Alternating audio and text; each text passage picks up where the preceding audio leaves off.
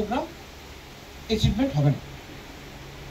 তো যেটা বলছিলাম, আমাদের ইমিউনাইজেশনে আমাদের টার্গেট গ্রুপ হচ্ছে দুটো। একটা হচ্ছে আমাদের 10 ইয়ার্স, যেখানে আমরা যদি দেখি এক বার্থ থেকে শুরু করে আপ টু 16 ইয়ার্স অবধি একটা বাচ্চা তার ভ্যাকসিনেট হয়।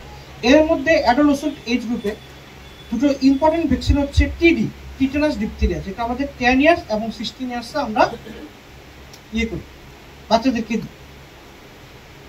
আমি রিকোয়েস্ট করবো প্রত্যেককে, আপনারা যারা এই এজ গ্রুপে যাদের আন্ডারে আছে, অবশ্যই আপনাদের ইমিউনেশন কার্ড চেক করবেন যে তারা 10 বছর বা 16 বছরের মধ্যে তারা এই দুটো টিকা নেওয়া নিয়েছে কিনা। যদি না নিয়ে থাকে প্লিজ আমাদের ইনফর্ম করুন, বা আমাদের যে নিয়ার বাই হসপিটাল বা সাব সেন্টার থাকবে ওখানে যোগাযোগ করলে তারাই এসে কিন্তু ক্যাম্পেইন মোডে সেই ভ্যাকসিনগুলো দিয়ে যাবে। মনে রাখবেন ভ্যাকসিনটার নাম হচ্ছে টিডি, টিটানাস ডিপথেরিয়া। এটা কিন্তু মার্কেটে অ্যাভেলেবেল নয়, মার্কেটে যেটা আছে সেটা হচ্ছে টিটি, টিটানাস টক্সাইড। এটা আমাদের 10 বছর আর 16 বছরের সেই দুটো বাচ্চা পাবে, মানে এই বয়সে বাচ্চারা পাবে।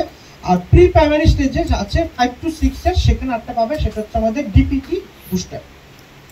যাদের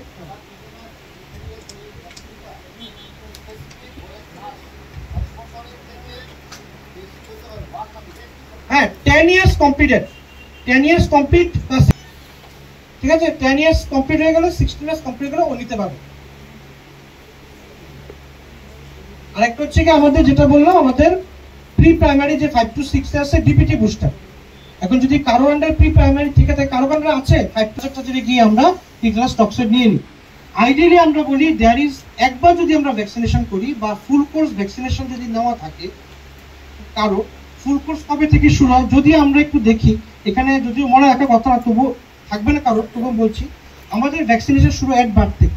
অ্যাট বার্থে আমরা যদি বিসিজি দেবো, বিসিজি পরে আমরা হেপাটাইটিস বি দেবো, ঠিক আছে, তারপরে 6 ওপিভিও দেবো, তারপরে 6, 10, 14 চলে যাবো, সেখানে দিচ্ছি আমরা পেন্টাভ্যালেন্ট। এই পেন্টাভ্যালেন্টের মধ্যে diphtheria, pertussis, tetanus, hepatitis B এবং হিউফ্রাস ইনফ্লুয়েঞ্জা টাইপ বি, এই 5টা ভ্যাকসিন একসাথে থাকে, সেজন্য সেটার নাম হচ্ছে পেন্টাভ্যালেন্ট। DPT, diphtheria, pertussis, টিটানাস